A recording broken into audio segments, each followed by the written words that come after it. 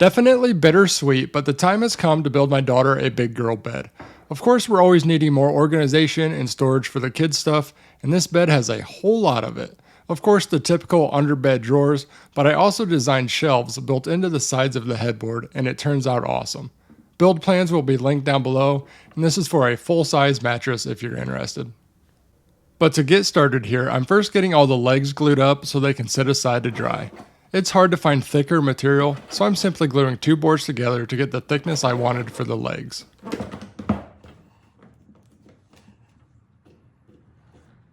From there I moved on to breaking down more poplar to get the face frames assembled for the main mattress drawer boxes. If this feels like I'm bouncing around as I get started here, just bear with me, it'll all come together. Really all I'm doing is getting all my parts and pieces with the solid wood cut and assembled first, before I go get all the plywood and other sheet goods.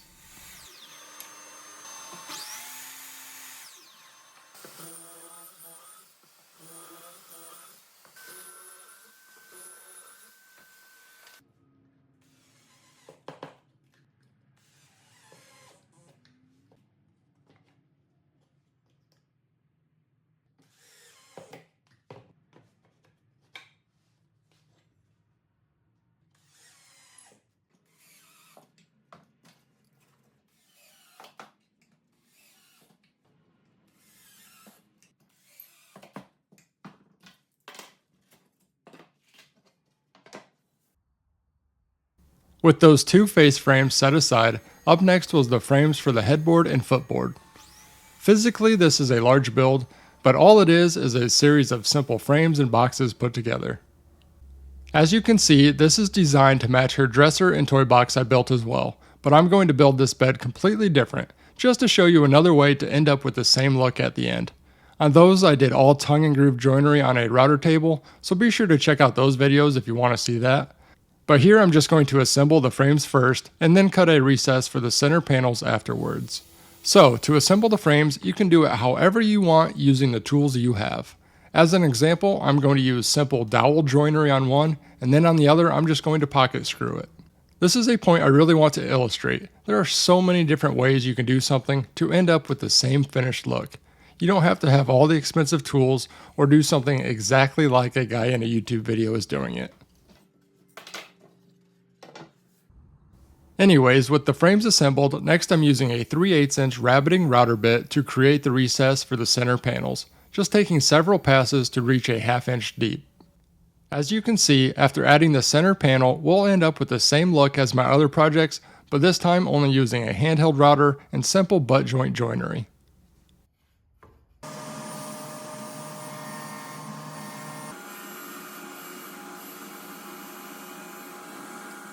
With those MDF center panels cut to size, we have 2 options. Since the router bit leaves a rounded corner in the frames, you can either use a chisel to square that up, or you can round over the panels to match.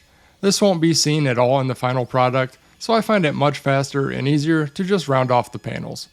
I'm using a router template just because I happen to have some made, but just chopping these corners off with a jigsaw does the job just fine. Then it's just a matter of adding a carefully applied amount of glue so there's not a bunch of squeeze out on the front, and I also tacked it in place with some 23 gauge pins to hold until the glue dries.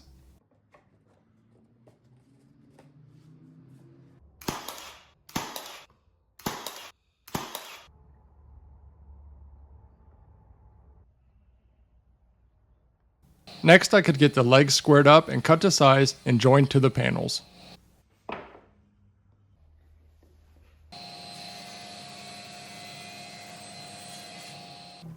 The panels go right in the center of the legs, so I took a piece of 3/4 inch material to prop under the panels, then clamped everything down to my table so nothing could move and got them attached with pocket screws.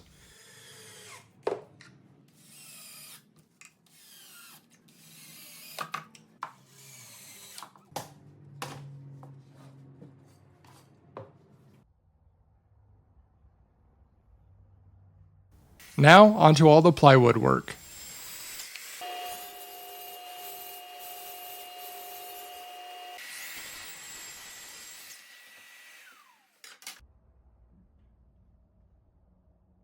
Starting with the mattress platforms, just using glue and brad nails to hold the pieces in place, and then driving screws to really tighten things up.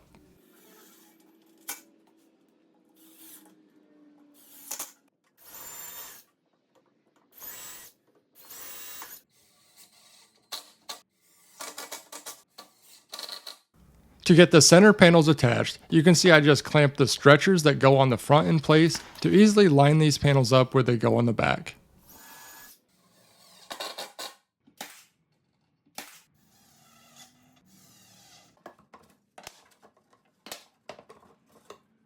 I tried to be as efficient as possible in terms of the amount of plywood this takes, for one to keep costs down, but also the weight. So there's no bottom to these boxes because it's just not necessary.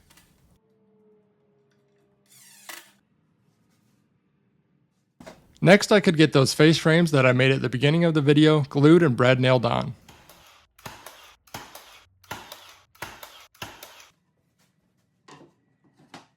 Now for the 1/2-inch top panels. I just attached these with a handful of screws and no glue, just in case they needed to be removed for access for some reason in the future. And with one box done, rinse and repeat for the second one.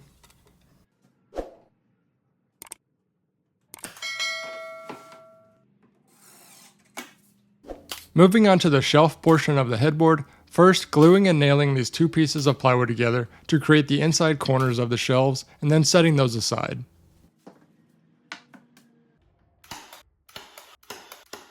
Then I got the remaining two legs attached to the two legs on the headboard with these rail pieces at the top and bottom. And again, just bear with me, this will all make sense as I go.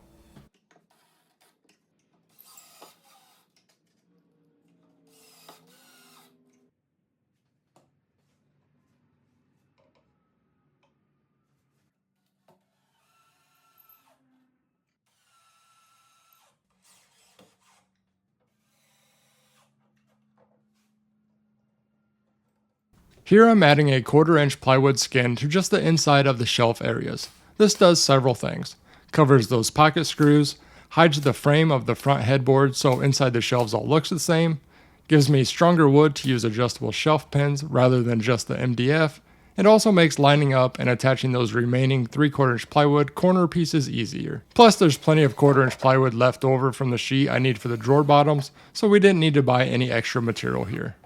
As I'm building this, you can see I made the shelves nice and deep, but they're not too big to where they just become a mess and stuff gets lost. But that being said, I left mine pretty basic, but there's all sorts of space back here to incorporate some cool hidden storage or something like that.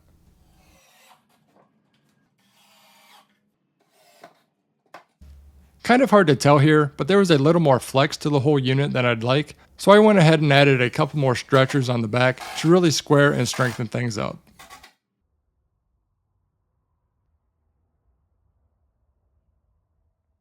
To finish up the shelves, I first needed to make notches to go around the legs, and then I applied iron-on edge banding to the front edges.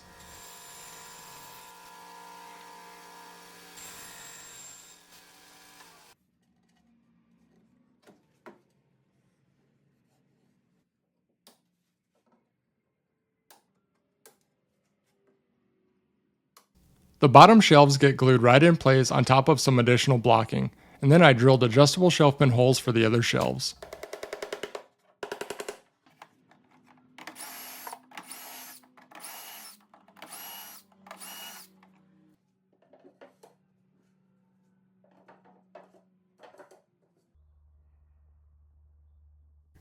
Now, because plywood is only so wide, to fill that gap between the two mattress platforms, I glued and nailed on some ledger strips that'll allow me to set another strip of plywood in between the two boxes. I also added some more blocking on the headboard and footboard where it meets the mattress platforms.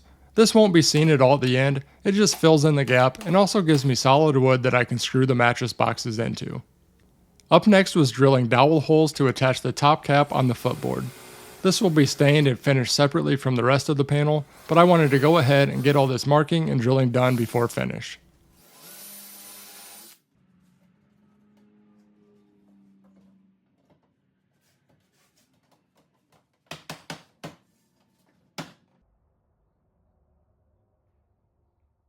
And this is the top panel for the headboard getting glued up, which completely slipped my mind. I should have done this at the beginning of the project when I was cutting and gluing up the legs, so it didn't slow me down here at the end. So yeah, if you're following the plans and building this, go ahead and do this up front. Last but not least was all the drawer fronts, which are just solid flat pieces. If I know what the drawer pulls are going to be and have them on hand, I do like to go ahead and get those holes drilled before finish though. I was just going to spray all this outside, but of course it was a week of constant rain, so I covered everything in sheets, cranked up every air filter I have, and turned my whole shop into a spray booth. 2 coats of primer and 2 coats of white poly, sanding in between every coat. Thinking to myself the whole time that my daughter is definitely old enough to keep this finish nice for a long time and make all this work worth it, as long as my menace son stays out of her room.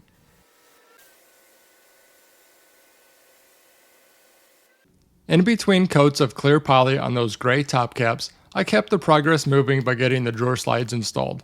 First adding filler strips to bring them flush with the face frame. Oh, and this is another great benefit of not adding a bottom panel on these boxes. I just have them flipped upside down here to give me all sorts of access to install these.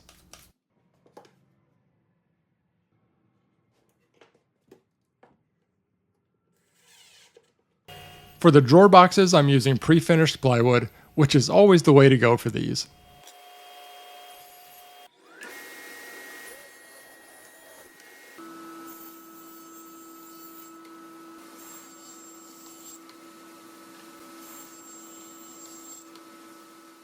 To match the pre-finished plywood, I applied pre-finished fast edge banding to the top edges. I did a whole video on this stuff not too long ago, so definitely go check that out if you missed it. And help a brother out by subscribing and turning on notifications so you don't miss any future videos.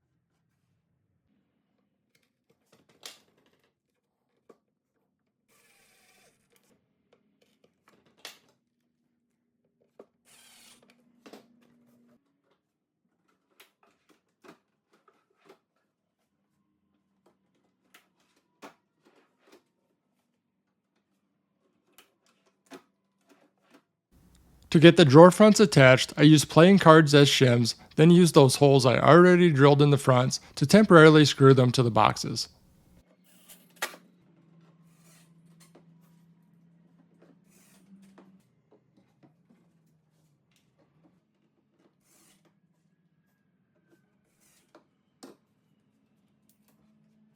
Then I could pull them all out and attach them for real from the inside.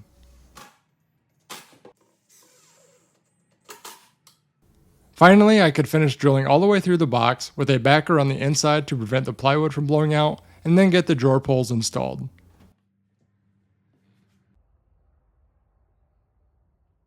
Almost done here. Finishing the footboard like this in 2 separate finishes and then attaching them after does add a bit more time to the build, but it's the cleanest way to do it for sure.